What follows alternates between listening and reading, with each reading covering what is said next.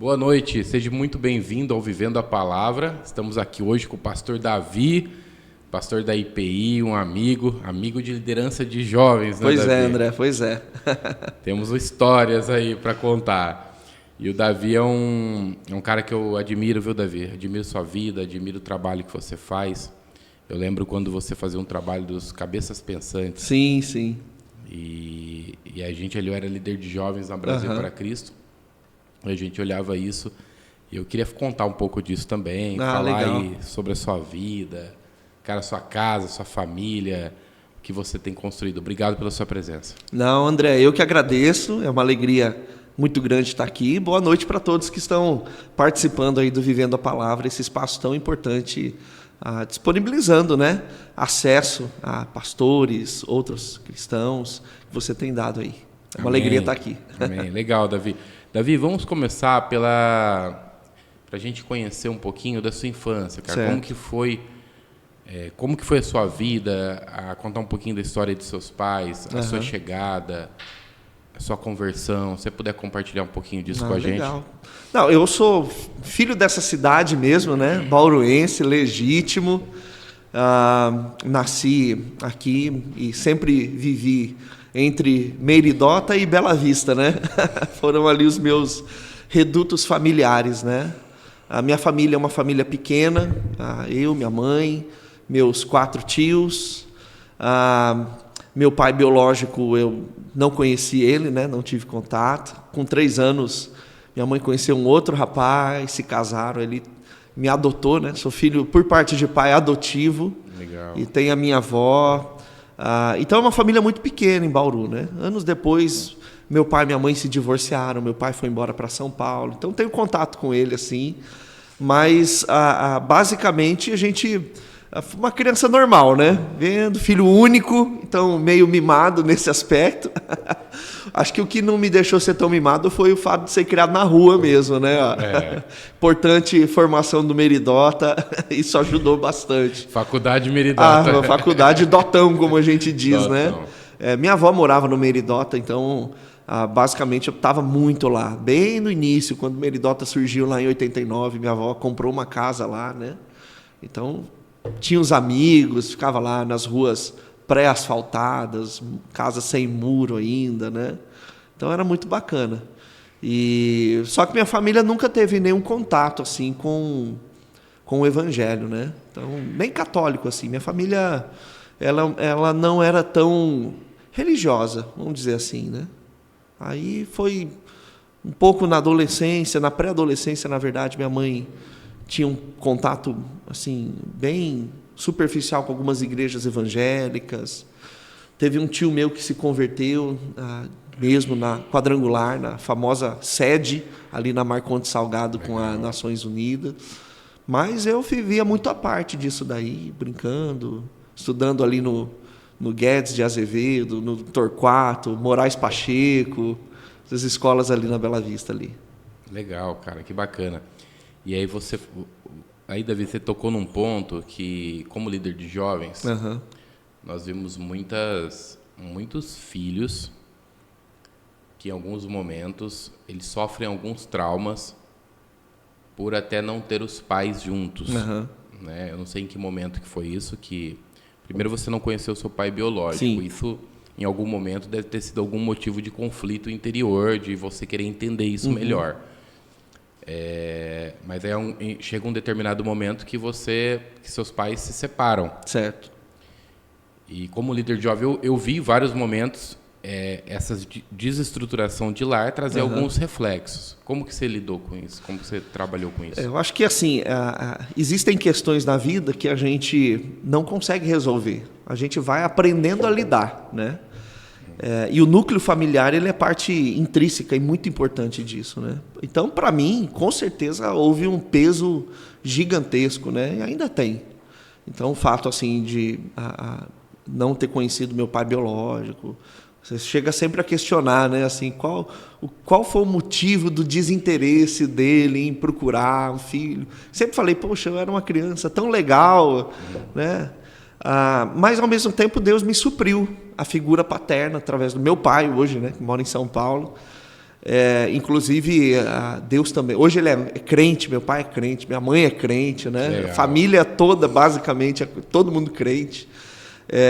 Mas essas lacunas, especialmente na infância, na adolescência, elas vão se tornando significativas, né? Então, senso lógico, né? De rejeição, de abandono, insegurança, falta de convicção, são fantasmas que vão atormentando o crescimento, o desenvolvimento, e a gente vai aprendendo a lidar. Logicamente que quando Cristo entra em nossa vida, e uma das figuras do cristianismo, uma das atribuições divinas tão espetaculares é a nossa conexão familiar, onde Deus é nosso Pai, onde Jesus é nosso irmão, onde a igreja se torna os nossos irmãos da fé.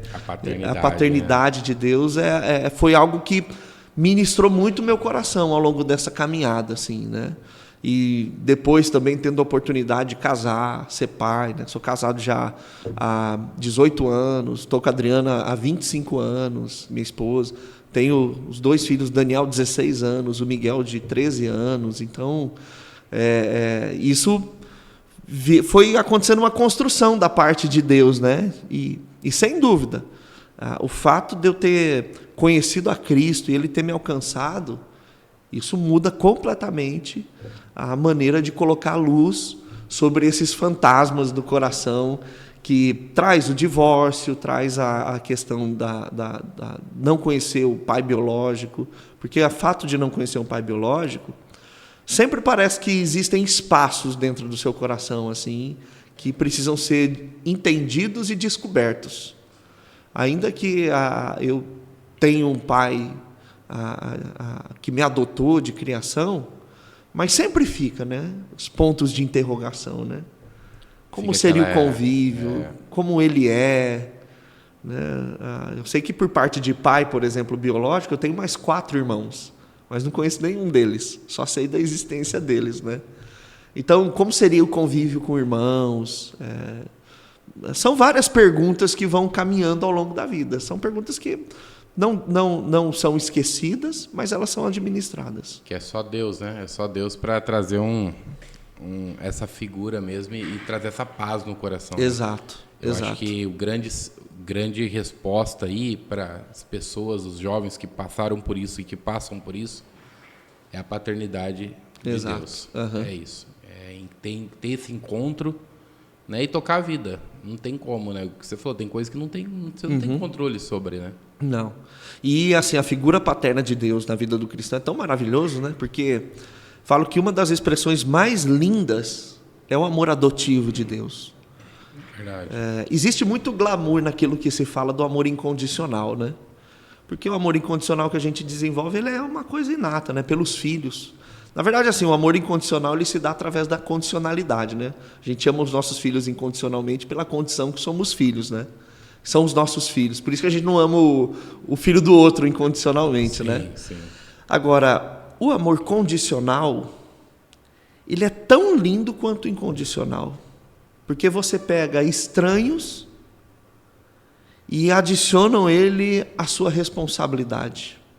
Então, quando a gente vê na Bíblia, tanto em Efésios quanto em Romanos, a qualificação da adoção que nós temos no Senhor, que Deus nos adotou, isso é um ato que extrapola toda a questão conceitual do amor, porque Deus não tinha obrigação nenhuma de nos amar.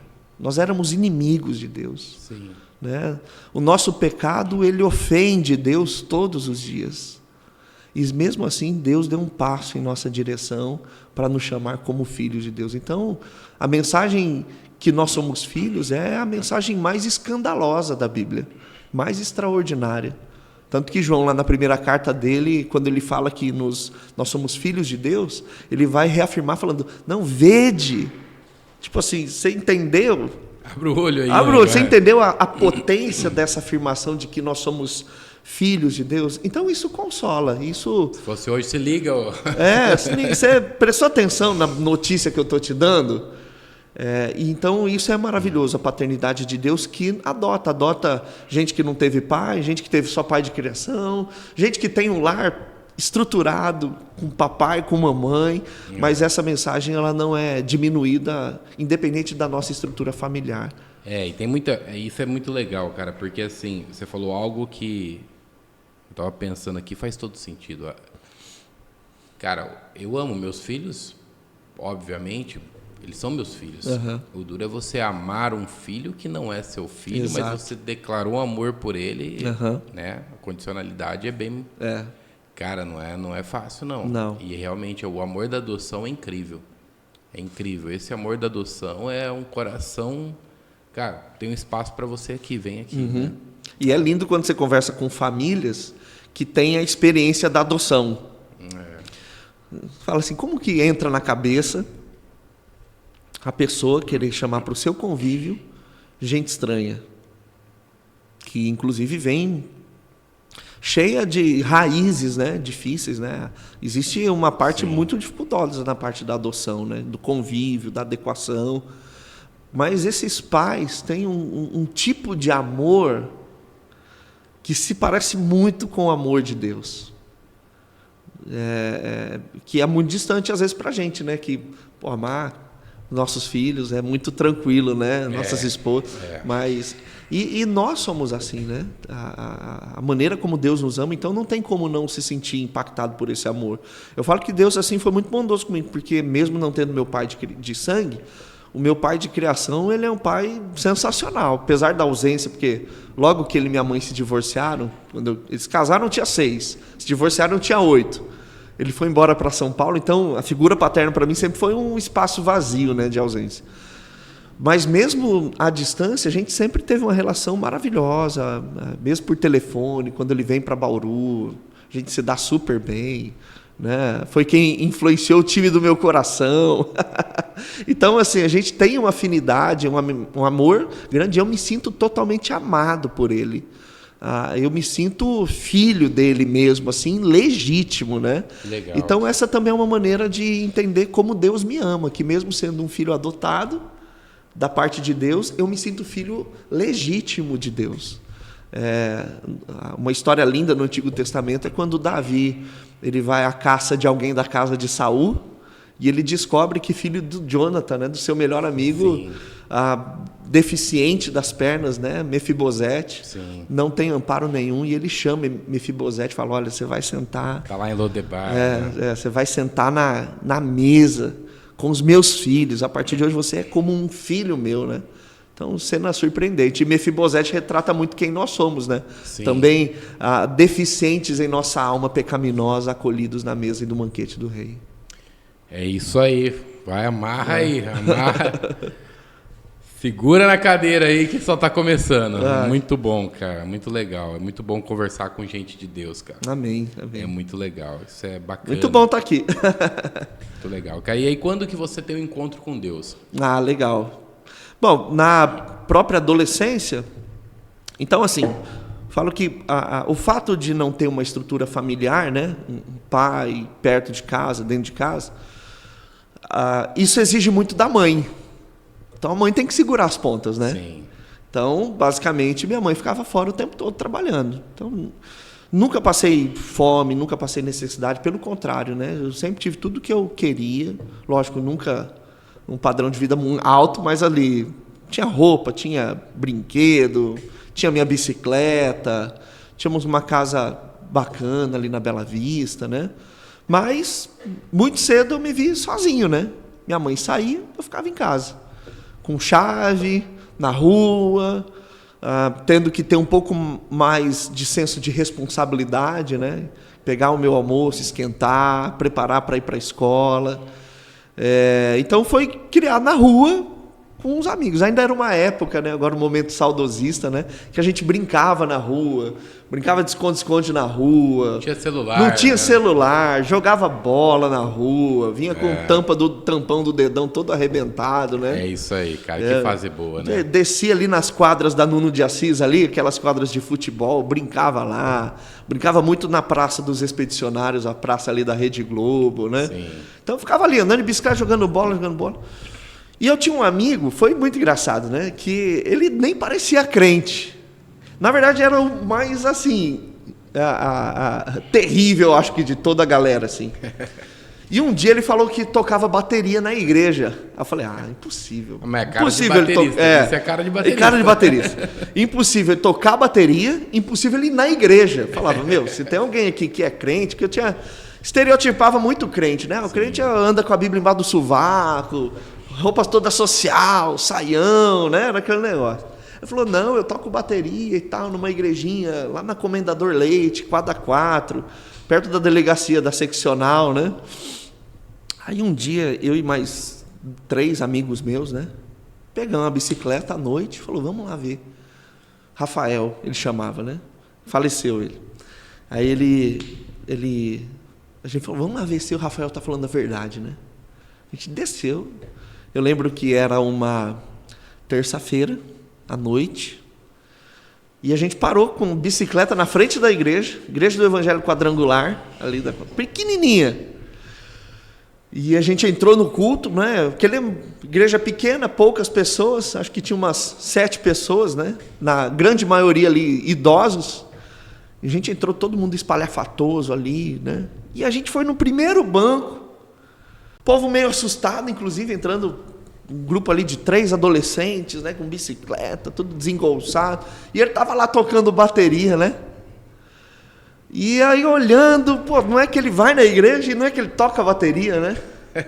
E aí foi aquela coisa que você não explica, né? Porque naquele momento ali, eu senti um negócio tocando no meu coração, como eu nunca senti na minha vida, assim, né? Glória a Deus. E eu lembro que assim, a música que eles estavam tocando era Grande, né? O pastor Ademar de Campos, né? Tanto é que o pessoal que me conhece fala, Davi só gosta de Grande. Não, é que essa música também, além de eu achar que ela é um hino, né? Já se tornou um hino nas igrejas, né? É linda, a letra, né, cara? é um salmo, né? Inclusive. Então a gente estava cantando a palavra. E, cara, quando eu me vi assim, eu tinha 14 anos, eu me vi ajoelhado, chorando igual uma criança, e eu não conseguia entender o porquê. Não entendi o porquê. Eu só estava ali, ajoelhado, chorando. Nunca tinha orado na minha vida, nunca tinha lido uma Bíblia na minha vida, meu pai, às vezes, me levava... Porque meu pai, ele teve uma experiência de conversão antes, então, quando ele vinha para Bauru, ele ia muito no monte. E eu ia no monte, né? Via os gravetinhos acesos, né? Mesmo sendo presbiteriano, ó. Aí, ó. Confissão aqui, ó, de um pastor presbiteriano, né? Presbiteriano pentecostal na mesa. E foi muito bacana, assim. Mas assim, eu não tinha. Eu ia porque meu pai me levava. Inclusive, era às vezes muito chato, muito cansativo, né? Porque ia a pé. Mas aquele dia ali eu tive um encontro grande com Jesus. Na verdade, Jesus veio, me escolheu, veio até mim naquela terça-feira, por volta ali das 8h30 da noite, né? E tanto que na hora de ir embora, eu tive que ser carregado. A gente pegou, eu morava na 12 de outubro, então da Comendador Leite até a 12 de outubro é uma ladeira. E meus amigos tiveram que meio que me levar e levar a bicicleta, né? Junto assim. E eu cheguei em casa, ainda fui pro meu quarto e... Deus pegou mesmo, pegou com força. A partir daquele dia, eu comecei todo dia na igreja. Então foi uma coisa assim, natural. E esses meus outros amigos também começaram a ir na igreja, né?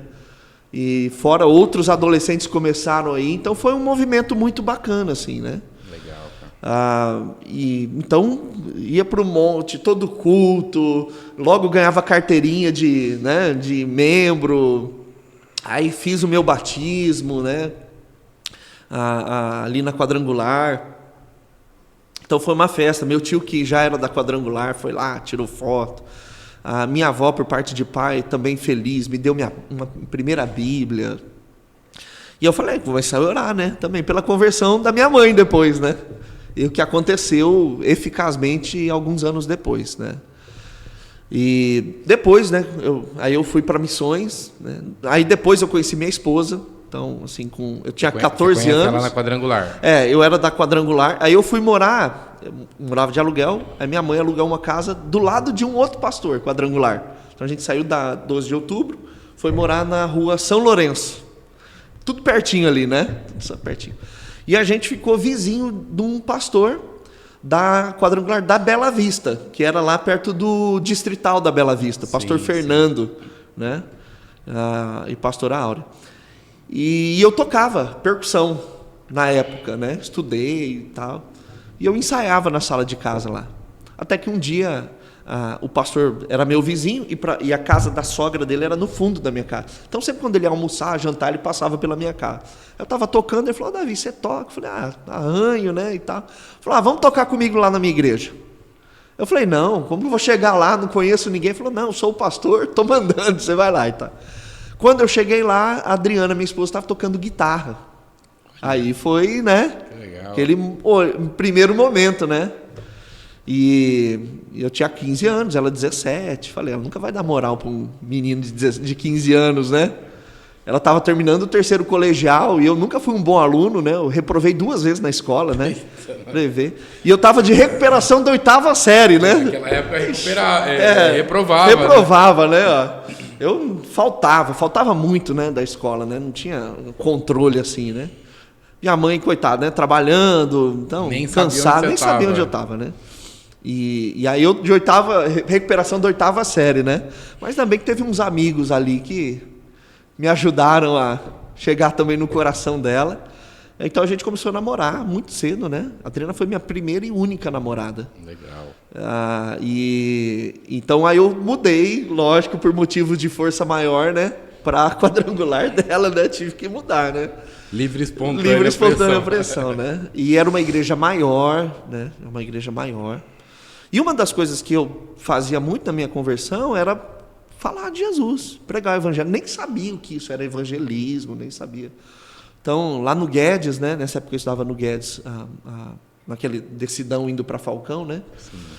E falava de Jesus para alguns amigos ali, alguns iam na igreja, outros ridicularizavam, né? Mas eu não estava nem aí, eu era muito da zoeira, né? Então eu sempre lidei muito bem com isso daí, né? E meu líder de jovens na época, da quadrangular, era um cara super engajado em missões. Hoje ele é missionário na Espanha, trabalhou no Marrocos, chama Enoque, missionário Enoque.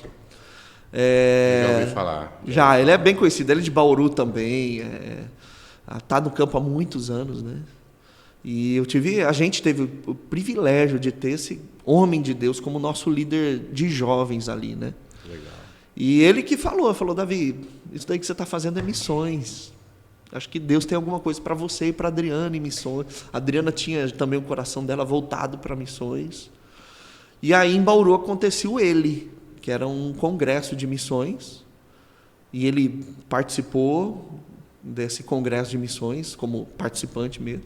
E ele falou: vai lá nesse congresso, vai ser bacana. E foi quando se desnudou diante dos nossos olhos missões. A gente ficou ali embriagado de tanta informação que a gente recebeu. 2 adolescentes. Dois adolescentes. Olha que legal. Aconteceu cedo, assim, né? cedo. Aí, nesse congresso, falo que assim, Deus ele vai organizando tudo. Só que a nossa igreja assim não era envolvida com missões. Tinha esse líder que era envolvido com missões. Ele estava já prestes a fazer o trabalho dele para ir embora para o campo missionário. E eu e a Adriana, a gente se viu assim: puxa, a gente queria uma igreja que apoiasse missões, que falasse mais de missões, né? E aí nesse congresso estava tocando um ministério de louvor de uma igreja, que era da 3ª Igreja Presbiteriana Independente, no Vista Alegre. E aí estava lá a família Falsete tocando, né? O Carlinhos, a Marli, o Edson, o Rodrigo, né? A Aline cantava, muito pequenininha ainda, né? Ela mais nova, né? O Thiago tocava bateria. E eu, nesse congresso, eu levei minhas coisas de percussão para tocar. Porque eu conversei com o Agostinho, que era o líder. Falei: você tem instrumento? Toca aí. E eu toquei com o pessoal num dia anterior. E eu estava lá. Aí um deles, eu nem lembro quem, falou assim: viu, você não tocou ontem? Toca com a gente hoje. Eu toquei com eles. Aí eles falaram assim, aí eu perguntei: de onde vocês são? Falou: não, nós somos da Igreja Presbiteriana Independente. Falei para a Adriana, puxa, uma igreja que está em missões, está num congresso de missões. A gente precisa conhecer essa igreja, né? Então o pessoal ali era a mesma faixa etária, né? Os adolescentes, né? Rodrigo, Thiago, Carlinhos era mais velho, né? A Aline mais novinha. E a gente ficou amigo deles e a gente foi visitar IPI do Parque Vista Alegre. Aí a gente ficou lá. E naquela igreja tinha um envolvimento missionário muito grande. O Carlinhos tinha ido para missões. Alguns missionários vinham para a Igreja Presbiteriana Independente ali do Vista Alegre. Então foi assim que eu e a Adriana, a gente chegou na Igreja Presbiteriana Independente. Essa foi a nossa saga, essa nossa caminhada. Legal. Então ali por volta de 98, 99, a gente já estava ali na IPI. E aí vocês ficam ali. Você se casa com quantos anos ali? Eu me casei novo, com 21 anos. 21. Você não tinha ido ainda para missões? Tinha, né? já estava em missões. Já estava em missões. Então, aconteceu que quando a gente foi para a Presbiteriana, então tinha essa rotatividade. O pessoal dali, os jovens, completavam 18 anos, iam para Jocum, Jovens com uma Missão, fazer TED, Escola de Treinamento e Discipulado. É um curso de curto prazo que introduz uma pessoa que tem uma vocação missionária em missões. Então, todo o semestre estava indo alguém para missões. Como eu já tinha, eu e a Adriana, muito claro que a nossa vida era se dedicar ao chamado missionário, a gente tinha essa convicção assim, de que completando a maioridade, a gente ia para missões, terminando a escola, né, tudo certinho. Então, a gente foi vivendo essa experiência do testemunho do pessoal que ia, o pessoal que voltava.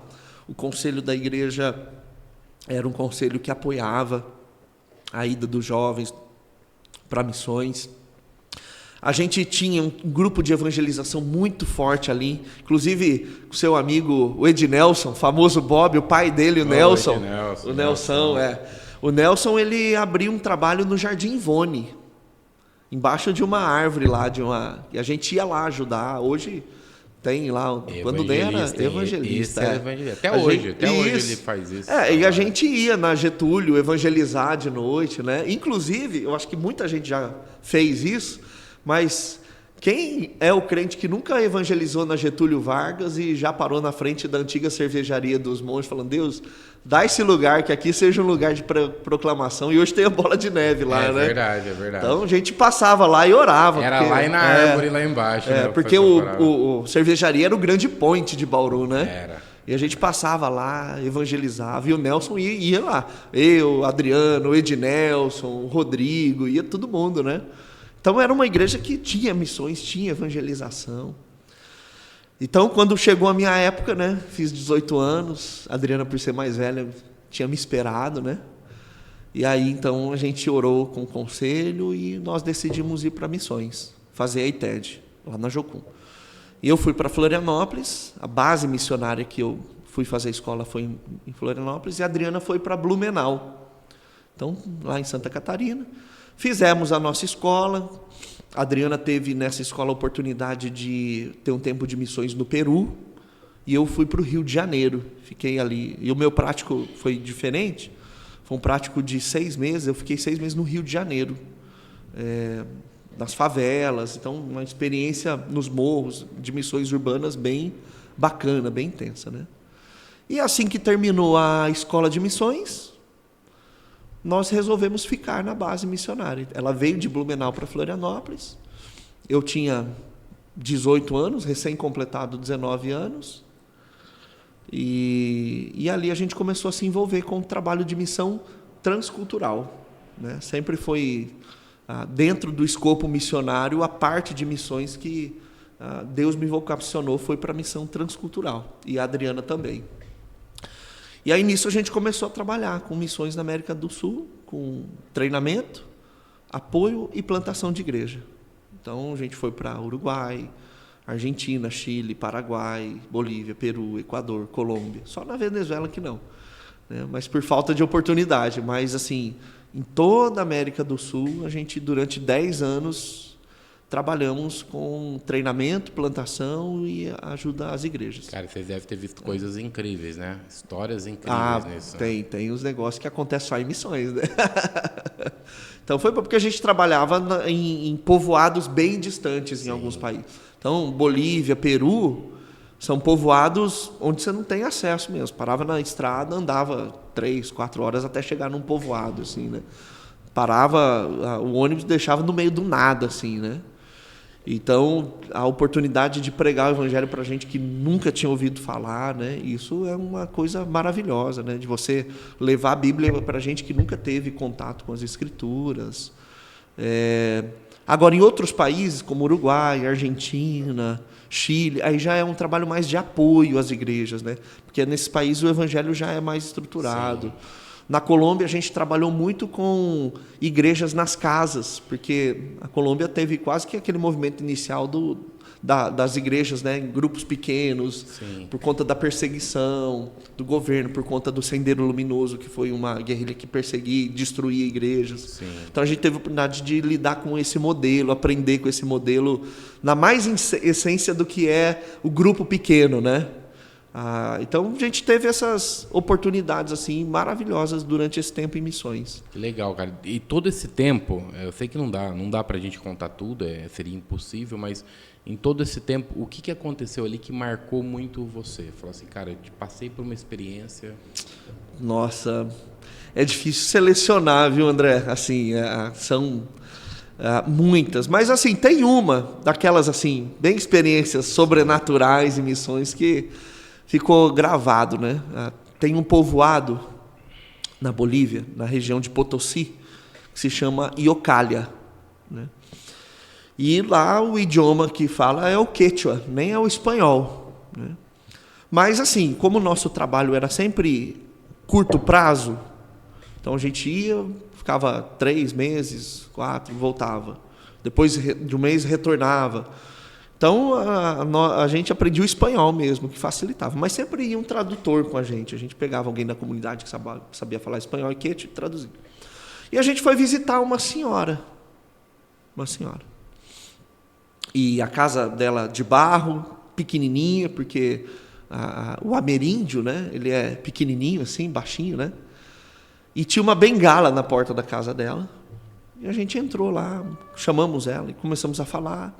E ali eu comecei a anunciar o evangelho para ela, né? Falar de Jesus Cristo, falar o plano da salvação. E ela começou a chorar, ficou emocionada, pediu para eu parar.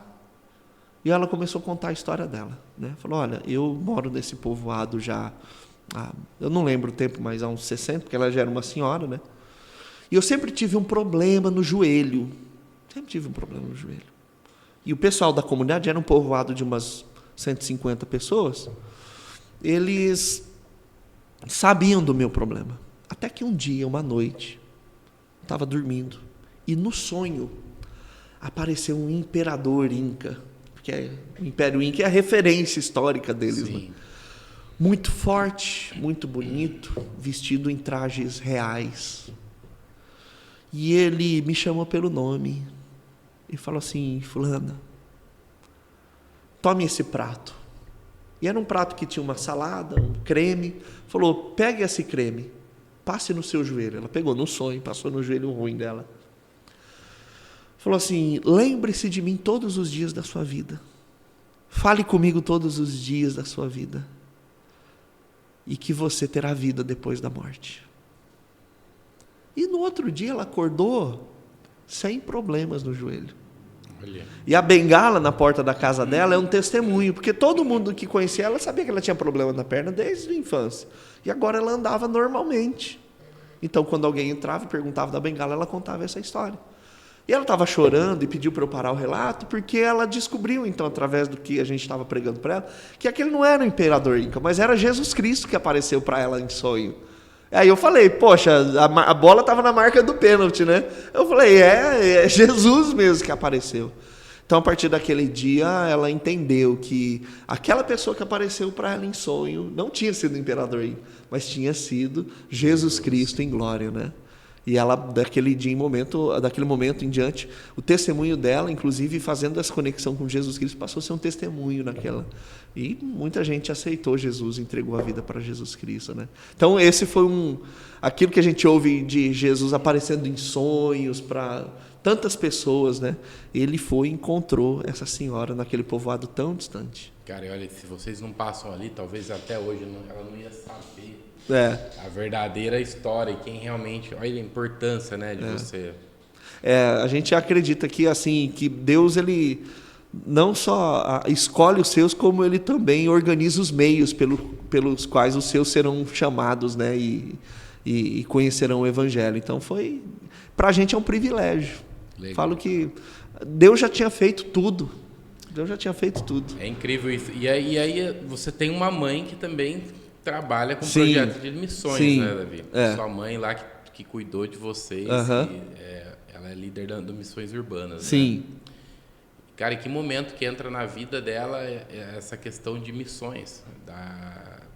Você lembra? Lembro. O momento que isso entra, assim, porque ela, mãe, né, cuidando de vocês. Sim, sim.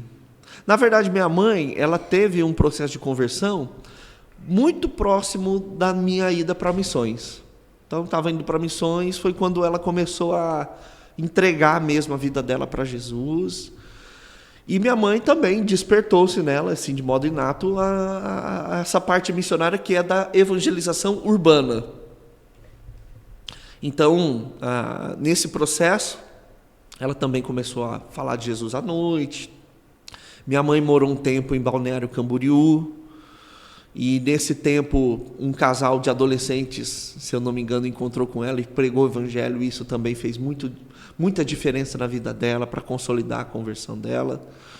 E ela começou a se envolver com missões urbanas. Aí ela foi para Jocum também, não para Florianópolis, ela foi para Jocum Maringá, fez a ITED dela. Depois ela teve um tempo na Jocum em São Paulo, trabalhou na Cracolândia, fez uma escola de missões urbanas lá, trabalhou também no Projeto Sena, que é do famoso pastor Macarrão, pastor Paulo Capelletti. E aí ela foi para Florianópolis, era a base missionária onde eu e a Adriana já estávamos casados, né, já trabalhando. E lá em Florianópolis ela também começou a desenvolver a escola de missões urbanas e fazer um trabalho com missões urbanas. Florianópolis é uma cidade que tem, na época, né, tinha muita abertura para missões urbanas. E ela, em paralelo à escola de missões urbanas, sempre atendia uma comunidade, né? Eu acho que a comunidade que ela atendeu lá em Florianópolis foi a Benjamin Constant, na época, uma favela bem com grandes necessidades. E um tempo depois ela voltou para Bauru e implantou aqui a escola de missões urbanas, e continua aí trabalhando com evangelismo noturno, trabalha com profissionais do sexo, trabalha com pessoas em situação de rua, crianças, na comunidade do Piquete aqui em Bauru, ela desenvolve um trabalho lá. Então, a escola de missões urbanas por conta da pandemia, parou, não retomou, né? Nem sei se ela pretende retomar ainda, mas foi assim, né? Então, ela também casou, o marido dela, o Rafael, gente boa demais, também um cara crente, acompanha ela em missões. Porque, cara, é uma luta. Não, né? missões urbanas é uma vocação, luta, né? vocação também. Né? Tem gente que acha, não, vamos fazer missões urbanas. Não, mas se você for mexer e vasculhar lá onde está assim, o inferno, você precisa de vocação.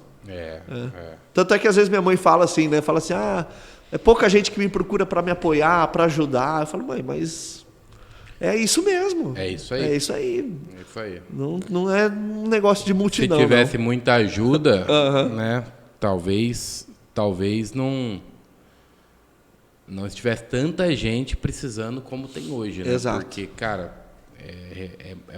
o campo é muito grande e tem pouca gente ceifando ali. Exato. É muito campo grande. Nossa, é gigante. Esse campo de missões urbanas, Deus abençoe. E depois que você vê ali a parte tão baixa que é, né? A degradação da vida do ser humano, coisa que depois, para ir de novo, você pensa 3 vezes, né? Fala assim, será que eu quero lidar com isso mesmo? Cara. E é um lugar que ela deve sofrer muito com ingratidão, assim, tem. né? Realmente é ministério. Você tem que, é chamado. Não tem jeito. Exatamente. Legal, cara. Um abraço aí para sua mãe. Elaine, missionária Elaine. Depois ela vai vir aqui. Chama ela, vai ser uma boa conversa. Um papo. Deve ter muita coisa. Tem bastante história. Cara, e aí você faz um seminário teológico. Eu lembro que você fez um seminário teológico. Sim. Isso foi depois das missões. Você voltou. Foi. Em missões, André, eu e a minha esposa, a gente começou a trabalhar muito com discipulado também, paralelo a missões, né? E discipulado tem tudo a ver com o dom pastoral, né? E eu entendi Deus me vocacionando para o ministério pastoral.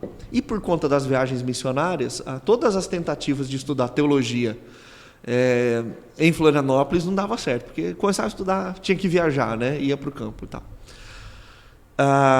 Então foi quando Deus ele falou, olha, eu quero que você siga pastorado. Só que eu falei, Deus, para isso acontecer, algumas coisas precisam aparecer. Por exemplo, eu preciso receber um convite para pastorear uma igreja, ou pelo menos ser auxiliar. E, logicamente, que eu queria fazer isso dentro da denominação que me acolheu, da Igreja Presbiteriana Independente. E eu precisava, então, que o meu pastor Kleuber, né, fizesse esse convite. Mas em 10 anos em missões, ele nunca ligou para mim. Não ia ser agora que ele ia ligar, né? E foi muito difícil, porque eu falo que para o missionário tem 2 momentos de tensão. Primeiro é quando Deus chama, vai, porque você tem sua família, você tem seu emprego, você tem tudo aqui. Então é difícil essa ruptura. Mas pior é quando Deus fala, volta. Eu lembro que eu estava estendendo roupa no varal, orando. E Deus falou, Davi, eu quero que você volte para Bauru. Eu falei, tá amarrado, em nome de Jesus. Não provém do Senhor isso, né? É fogo estranho. É fogo estranho. E aí eu conversei com a Adriana, ainda bem que Deus nos dá esposas sábias, né? E aí ela falou, não, vamos orar. E eu acho que é isso mesmo que Deus está falando. O Espírito Santo ouve sua esposa. Ouve a esposa. A gente já estava com o Daniel, né? O nosso filho mais novo, mais velho, ele nasceu lá em Florianópolis. E a gente entendeu de Deus, só que precisava acontecer. Naquela semana, o meu pastor ligou. Então eu falei, é Deus mesmo, né? Confirmando, né? Falou, Davi, a igreja aqui cresceu, eu preciso de um auxiliar e eu confio em você. Se você falar que não, eu vou chamar um outro pastor, mas eu queria que você viesse. E então a gente entendeu como Deus, para encurtar a história, né? Viemos para Bauru. Só que no primeiro momento não deu certo de eu estudar, né? Tiveram alguns entraves e eu estava disposto a retornar para o campo, eu e a Adriana. Não ouvimos Deus, foi coisa da nossa cabeça, né? Até que o pastor Paulo César, da primeira IPI, igreja que eu estou pastoreando hoje, ele entrou em contato comigo e falou, Davi, eu queria que você viesse trabalhar comigo, como meu pastor auxiliar. E ele falou, e se você me responder sim, você pode no outro dia fazer a sua inscrição na faculdade de teologia. Aí eu entendi como resposta de Deus mesmo, né? Falei com a Adriana, falou, não, acho que Deus quer a gente nesse. E aí a gente começou a trabalhar em 2011, em outubro de 2011, na primeira IPI de Bauru, como pastor auxiliar, né? Então, era o pastor Paulo César, eu era pastor auxiliar, tinha o pastor Renê e tinha o pastor Fernando Lucas, que você conhece também, né? Conheço. E o Fer era o líder do Cabeças Pensantes na época, né? Fazia as temporadas. Depois ele foi para Varé. Depois ele foi para Varé. Para o Rio Grande do Sul. Foi para o Rio Grande do Sul, agora está de volta aqui em Bauru. Então, eu fiz a faculdade já trabalhando também na igreja como auxiliar, durante 4 anos, né, faculdade de teologia. Depois, como a faculdade era batista, depois que é aqui em Bauru, a FATEL, depois eu tive que fazer uma complementação teológica de mais 3 anos na faculdade de teologia da igreja presbiteriana, né? Aí depois acontece a ordenação, porque na igreja presbiteriana a ordenação pastoral ela tem 2 aspectos. Primeiro, o chamado, o dom, a vocação. O candidato precisa ter essa vocação. E isso precisa ser evidenciado também na comunidade, né? Sim. As pessoas precisam olhar e falar, eis aí um pastor, alguém que tem o dom pastoral mesmo, né? Mas tem o outro lado que também é muito importante, que é a formação teológica. Então, por isso que existe uma trajetória. Eu falo que era mais tranquilo me formar em medicina, né? Porque só do processo demorou aí 7 anos, né? Para isso acontecer. Então, acontece a minha ordenação, e aí eu fico como pastor auxiliar até 2019, e aí em 2020 o pastor Paulo César ele vai para outra cidade, e o conselho então decide me convidar para ser o pastor titular da igreja desde 2020. Então, mas lá na IPI eu estou já há 12 anos. nessa trajetória pegou toda. Um período aí, você assumiu bem no período da pandemia. Foi bem no período da pandemia. Bem na pandemia. Cara, já foi um grande desafio já. Terrível, né? Nossa, rapaz. Terrível. Mas Deus foi câmera, bom. Pregar na câmera. Frente, olhando, gente, não tem ninguém coisa estranha, né? Fazer a ceia online, fazer o louvor online. Cara, e fazer muito sepultamento, né? Muito velório. Muito sepultamento. E assim, né? A gente esquece disso, né, cara? Esses dias eu tava Parece lembrando, que nem teve, né? Assim, às vezes. Esses dias eu subi no altar lá da igreja, eu olhei aquele monte de gente, cara. Aí eu lembrei de um dia que eu subi, acho que o pastor Williams pregou no domingo à noite, pregou só pra câmera ali. E eu lembro que eu fiz alguma área do culto, não lembro, acho que foi dízimos e ofertas nesse dia. E, cara, muito estranho, era a primeira vez minha que eu subia num púlpito para fazer uma palavra de dízimo e oferta para frente de uma câmera. E não tinha ninguém na igreja. Ninguém. Tava eu, o William, minha esposa e a Fúvia na igreja. E os caras filmando. Cara, e aí tendo que tentar ficar bem ali ainda, né? Lidando com tudo aquilo. E ainda porque é difícil, cara. Você olha e fala, né? Da onde... Porque o povo te motiva, o povo você tá ali, né? Você vê as expressões. Um olha pra você, passa a mão no cabelo, o outro assusta às vezes com o que você fala. Você fala, cara, falei bobeira. E você não tem nada disso. Fala, cara... E passou, né? Graças a Deus que passou. E foi um tempo de aprendizagem, né? Acho que foi bom tecnologicamente para as igrejas, né? Todo mundo correu atrás, né? Todo mundo correu atrás. Tanto que para a gente foi muito bom quando a gente estava implementando o nosso sistema lá depois da pandemia, né? Você também me ajudou, lembra? Liguei e falei, André, com quem que eu posso conversar lá na Rasgando o Céu, né? Foi o Thiago, né? Isso. Que nos recebeu muito bem lá, inclusive lá. A gente correu atrás. Pra você ter uma ideia, até a pandemia, nós nunca tínhamos transmitido culto online. A gente também não. Aí, de repente... um domingo fecha, no outro domingo você tem que fazer um culto online. E vai achar as webcam, né? Paguei a webcam mais cara da minha vida, eu lembro que foi nessa época. Subiu o preço de tudo, cara. Uma loucura. Que bacana, Davi. Legal, cara. Legal. Bom conhecer a sua história. Isso. E aí hoje você está desde 2020 pastoreando ali, né? Isso. E como que tá lá os desafios? O que você tem encontrado ali na IPI? Tá bem, André. Deus tem sido bondoso com a gente, né? Misericordioso. Eu falo que o nosso maior desafio objetivo é ter uma igreja que possa ser familiar mesmo, onde todo mundo possa se amar, se exortar, fazendo o que a Bíblia diz, né? Habite ricamente em vós a palavra de Cristo, instruindo, aconselhando uns aos outros com toda a sabedoria. Então, a gente procura, como igreja, vivenciar a igreja de modo bem orgânica, né? E não temos procurado fazer firula, não. Eu falo que somos uma igreja, por mais que a IPI é a igreja foi a primeira igreja evangélica da cidade, né? 104 anos. Comemorou agora, hein? Comemorou agora. É uma igreja centenária, então... uma igreja antiga, os processos são sempre mais demorados, né? Mas hoje é uma igreja vibrante, que ama missões, muitas parcerias missionárias também. É uma igreja que investe muito em discipulado, tenta acolher muito bem os visitantes, né? Porque é aquilo que até a gente estava conversando mais cedo, né? Os desafios das igrejas de médio, grande porte, como que a gente lida com o povo que vai chegando?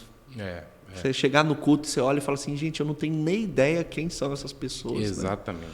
Então a gente tem planejado, buscado estratégias para ser cada vez mais pastoral, porque a gente vê que hoje as pessoas elas querem pertencer a uma igreja e serem pastoreadas, né? E o nosso culto é muito simples, leitura bíblica, música, adoração, intercessão, pregação da palavra, muito simples, né? A palavra tem que guiar sempre as nossas ações litúrgicas, né? No culto, né? Então a gente lê a palavra como igreja, canta a palavra como igreja, ora a palavra e depois somos exortados pela palavra. Muito legal. E procuramos caminhar dentro da nossa vocação, mas é um povo muito gente boa, assim, né? É uma igreja heterogênea, a gente tem ali crianças, aos nossos queridos anciãos aí já com 90 anos de idade, né? Tem muita sabedoria. Muita sabedoria. Branca. Tem. Até o pessoal não gosta muito, mas eu falo que lá os ministérios, né, os pequenos pensantes, os pré-cabeças, os pré-adolescentes, os cabeças pensantes, e os idosos são os cabeças brancas, né? As cabeças brancas. Mas cabeças que já pensaram. Já pensaram, Pensam muito ainda, é muito bom. Então a gente procura andar em fidelidade com o Senhor, né? Acho que a missão de toda a igreja é ser fiel ao Senhor. Né? Mais do que ser relevante. Porque hoje a gente preocupa muito com relevância, né? Sim. E a Bíblia nunca diz para a gente ser relevante. A Bíblia sempre aponta para a gente ser fiel. Né? Tanto que quando Jesus ele escreve as cartas às igrejas, lá em Apocalipse, né? E transmite essas cartas por intermédio de João, sempre vai se ressaltar a fidelidade. Permanecer é a palavra que mais aparece nas 7 cartas. E, logicamente, quando a gente permanece, dá fruto, né? Com certeza. Então, é porque hoje a busca por relevância em todos os setores, né, da sociedade acaba também trazendo essa tensão para a igreja local. É porque a sociedade te coloca numa... Cara, a sociedade te coloca num patamar que você tem que fazer para você ser, você tem que mostrar para você ser, você tem que, né, acho que o nível de competitividade, e quando você olha para o reino não tem nada disso. Exato. Não é isso. Isso é irrelevante aos olhos de Deus, né? É o que você falou, é o permanecer, Tanto que as cartas elas sempre terminam, né? Aquele que perseverar até o fim. Só que geralmente a gente lê na carta Apocalipse, né, as 7 cartas, sempre numa leitura individual, pessoal. Se eu permanecer, mas ali não, ali se trata de família, de igreja. As cartas são direcionadas às igrejas, ao desenvolvimento das igrejas. E aí sempre ele termina dizendo, ao que perseverar até o fim. Ao quem? A igreja que perseverar até o fim. E é duro igual, né, a palavra de Jesus para a igreja de Éfeso, fala, se você não mudar os seus caminhos, eu vou tirar o seu candelabro, né? Então Jesus é aquele que anda em meio às igrejas, né?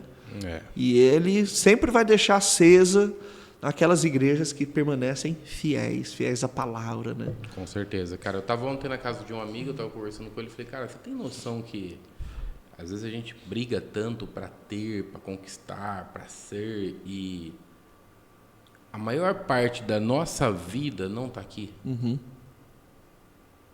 Então, assim, o que você vai viver? Para onde você vai, cara? Qual que é o legado que você está deixando?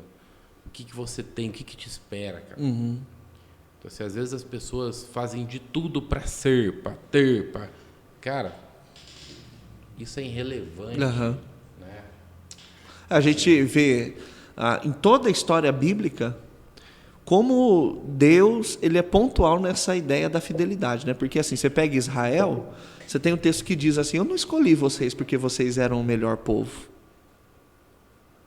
Mas Deus sempre diz que as consequências de bênção em Israel é por conta da fidelidade. É verdade. Deus nunca quis que Israel fosse o povo mais relevante, mais experimentado na guerra. Tanto que as nações ao redor os israelitas tinham que pegar a arma de quem? Dos filisteus. Sim. Que é quem tinha lá o ferro e tal. Tinha gente bem mais preparada. Bem mais preparada, exército, mas assim, o que fazia diferente era fidelidade. Aí quando vai para o Novo Testamento, você vê assim que a igreja cresceu, mas não porque ela procurou ser relevante, mas porque lá em Atos diz que eles perseveravam, permaneciam nas orações, no partir do pão e na doutrina dos apóstolos.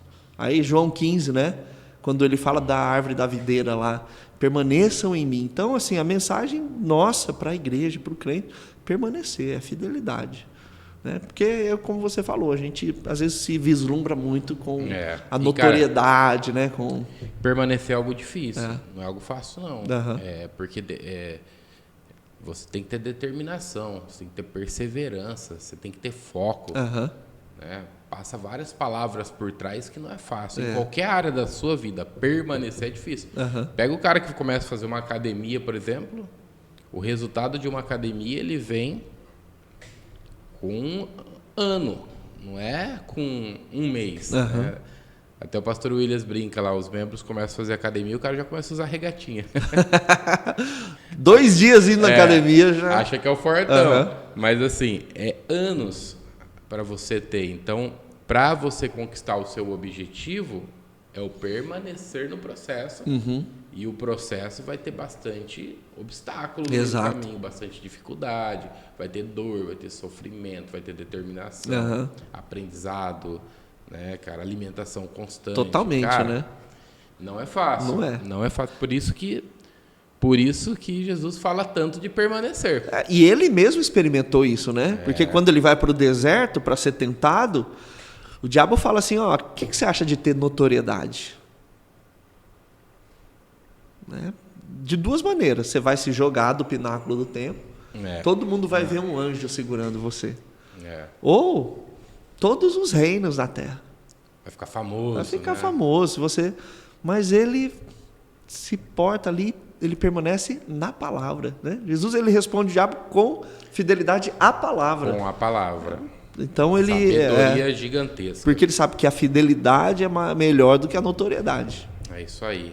Cara, você falou que a IPI tem bastante projetos missionários. Isso, com certeza é algo que está dentro do teu coração. E como pastor ali, qual que é os apoios missionários hoje? Quantos missionários a igreja atua? Você tem esses números? Tenho. Hoje a gente tem um quadro de apoio missionários com quase 40. Se eu não me engano, são 38 ou 39. Porque a gente está em processo de fechar mais algumas parcerias. E aí a gente tem parcerias tanto no Brasil quanto espalhado pelo mundo, né? Então nós temos os missionários nativos aqui no país e em outros países. A gente tem missionários na África, na Europa. Inclusive a Europa hoje é um continente que merece muito a nossa atenção. Porque você tem uma escassez total do evangelho lá. Muita igreja fechando. Muita igreja fechando, um ceticismo crescente. E a América vem passando por isso também. Também vem passando por isso. A América vem nessa fase aí também. A Europa é quase que um espelho, né? Que a coisa vai acontecer. É que lá acontece muito antes do que acontece aqui, né? A gente precisa ficar de olho nisso.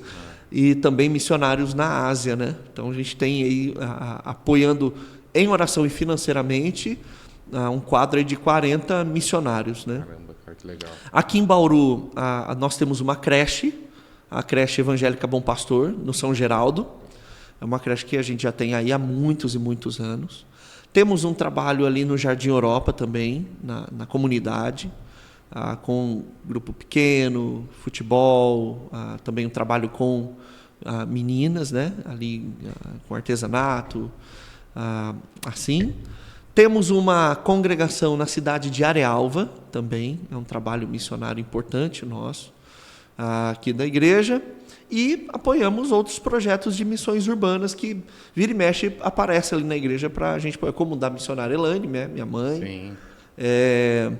Também o próprio POC, né, nessa época aí que eles estavam vendendo feijoada, a gente divulgou lá na igreja e deu todo o apoio para eles. Deu apoio também para eles, né? A Marli e o Edson são ali da IPI também. Um detalhe importante, né? Eu tive no POC, eu já fui em vários projetos assim, e cara, eu até falei isso para a Marli, eu fiquei admirado com o trabalho que eles desenvolvem, assim.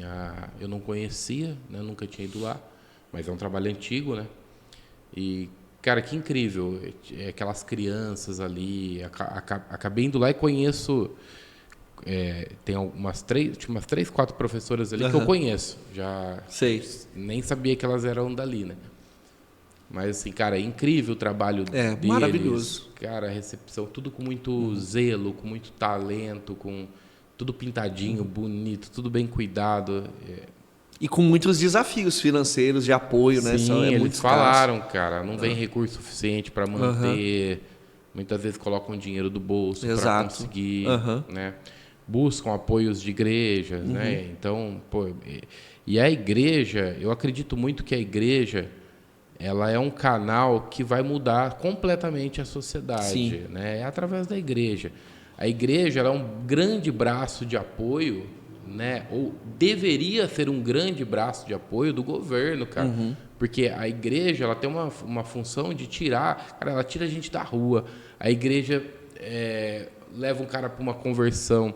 Aquele cara que estava perdido no vício, de repente ele não está mais perdido no vício. Então, assim, a igreja tem uns trabalhos incríveis. A gente tem o projeto Galpão aqui em Bauru, que é um projeto lindo. E lá na Rasgando também a gente tem acreditado muito nisso. A gente tem investido. Hoje a gente apoia 15 entidades aproximadamente, fora o projeto do Sertão. Apoia alguns missionários também. Eu não sei o número exato, mas apoia bastante missionários. E, cara, a gente tem feito muito isso. O Joe, que está aqui com a gente, teve com a gente no Sertão. E, cara, sei lá, parece que você está em outro mundo. Parece que você não está no Brasil. Você está a 400 quilômetros de Recife, mas um cenário devastado, um povo esquecido, um povo que... Cara, o cara não tem água. Não tem água. Ele não tem um Pensar semáforo. Isso em 2023, né? Cara, ele não tem um semáforo para pedir. Ele não tem uma empresa para ele bater na porta. Ele não tem. Ele não tem um vizinho. Porque aqui em Bauru, se o cara estiver passando necessidade, ele para na frente de uma igreja, a chance dele sair com uma cesta básica... É muito grande. Ou ele parar na frente de um restaurante e falar assim, eu quero comer. Alguém vai lá e vai pagar um almoço para ele. Exato. Lá não tem, cara. O cara não tem onde ir. Então, assim, o cara passa fome. Fome. A gente chega a pegar pessoas ali cozinhando, cara. Você fala, cara, o que você está cozinhando aí? Sapo. Meu Deus, cara. É inacreditável, né? É inacreditável. Crianças... Cara, uma vez... Eu até falei isso no podcast que eu fiz com o pastor Willis. Uma vez eu cheguei numa casa de uma mãe lá, ela estava fazendo água com açúcar. Porque é o que ela tinha água e açúcar. E ela enchia a mamadeira e dava para a filha. Assim, é o que tinha. E aí você olha, tinha 5 filhos para tomar aquela água com açúcar. Aí eu lembro que isso mexeu muito comigo, cara. Cheguei em casa, eu tenho uma filha de 8 e um filho de 2. Cheguei em casa, olhei e falei, meu Deus, cara. Aqui eles têm o leite que eles querem, toma o que quer. Né? Abre a geladeira, tá farto, né? Cara, isso é a nossa cabeça. E a gente vê o quanto que a gente ainda tem que fazer. Exato. Né? Muita coisa pela frente. Essa experiência, você falou de não ter água, né? A gente tem se envolvido também como igreja com abertura de poços, mas na Tanzânia. Então, a gente já teve a oportunidade de se envolver lá com um projeto que é muito caro também, né? Porque abrir poço no Brasil ou fora... Aqui já não é barato, imagina lá. E lá tem um entrave muito grande, né? Porque, como é uma predominância islâmica, né? Então, você fala assim, os crentes estão tentando abrir poço. Tem toda uma barreira, né? Mas a gente precisa apoiar mesmo. Aqui também tem, tá? Mas aqui tem a política. É política, né? É política. Aqui, assim, os caras estão querendo acabar com o meu negócio. Sei. Porque a seca é um negócio. É verdade. A seca é um negócio. Então, aí há muito interesse na miséria. Aí, quando você quer acabar com isso, você arruma alguns inimigos. Você vê, inclusive, né, quando o pessoal se mobiliza para prestar assistência humanitária em lugares de catástrofe, quanta coisa se desvia, né, daquilo que é enviado. Infelizmente. O pessoal não tem nem dó disso daí, né? Terrível. Davi, que legal, cara. Assim, eu aprendi muito com a sua história, cara, e de verdade, a gente tenta fazer em 1 hora e pouco, para que as pessoas também consigam, né, assimilar tudo isso. Sim. É pouco tempo para uma história de uma vida, obviamente. Mas, cara, é muito legal a gente conhecer um pouco, saber que a IPI está em boas mãos. Parabéns pelo trabalho que vocês têm feito lá. Parabéns pela relevância que vocês têm na cidade. A gente reconhece. E, assim, isso perante Deus e perante o cara que eu falei que está aqui. Uma vez o Jonathan, o cara que eu tenho um carinho por ele, uma vez quando ele falou para mim que ele estaria indo congregar na IPI, e eu falei, cara, você vai para uma das igrejas mais sérias que tem em Bauru. E isso... saiba que é de coração e porque vocês são mesmo. Uma igreja que a gente apoia, acredita, e essa cidade precisa de vocês. Amém.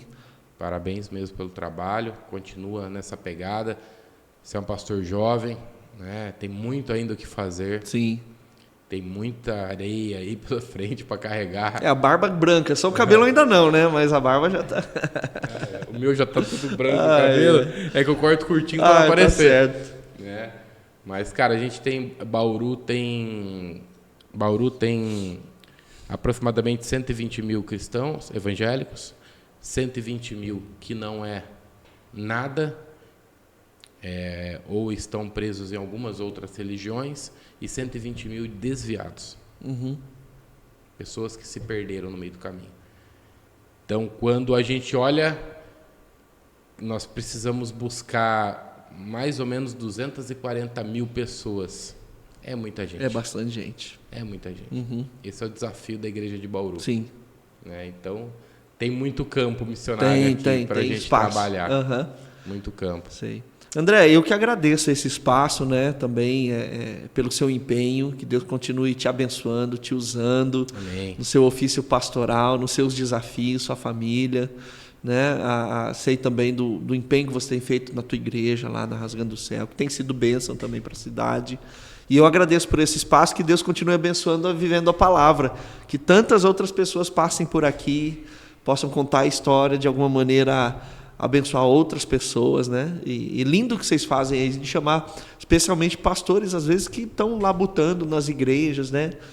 Em bairros menores, igrejas menores, mas mesmo assim um trabalho muito importante no Senhor. Deus sustente vocês. Bonita, né? Muita história bonita que as pessoas ainda não conheceram. Sem dúvida, sem dúvida.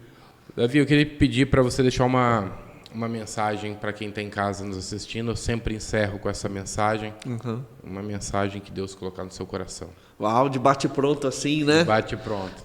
Não, eu queria deixar baseado, acho que até no propósito da palavra, André, que a gente nunca pode subestimar a ação de Deus, né, em transformar histórias, vidas, corações. Quando Deus ele tem o propósito de fazer de uma criatura filho seu, não há nada que possa impedir isso, né? E é importante que a gente permita que Deus nos leve pelos processos, ainda que isso seja em parte doloroso, mas o fato de Ele nos acolher na família dele não há nada melhor. Então, se você em casa aí está passando por algum problema, alguma dificuldade nesse processo, deixe que Deus leve você até a família dele, ainda que isso custe. Porque custou para Jesus, e a mensagem dele é para que a gente também carregue a nossa cruz e o siga, né? Então vale a pena ter uma vida ao lado do Senhor. Amém, cara, obrigado. Você que está em casa, estamos chegando ao fim. Que Deus abençoe muito sua vida, Deus abençoe a sua família. Não desista nunca de lutar. Lute pela sua casa, pela sua família. Lute pelos seus filhos, lute pela sua esposa, lute pelo seu esposo, lute pelo seu ministério e saiba que Deus tem um grande plano na sua vida. O plano de Deus, ele é perfeito. Amém. Deus te abençoe. Se puder compartilhar nas suas redes sociais, curtir. A gente tem o Instagram Vivendo a Palavra e temos também o canal do YouTube onde é transmitido. Então, se você puder compartilhar essa live, entrar lá, fazer a sua inscrição, clicar lá no sininho para você receber a notificação dos próximas palavras. Tá bom? Deus te abençoe. Fica com Deus. Obrigado, Davi. Eu que agradeço. Que Deus abençoe você. E até mais. Até mais. Um beijão no coração. Fica com Deus.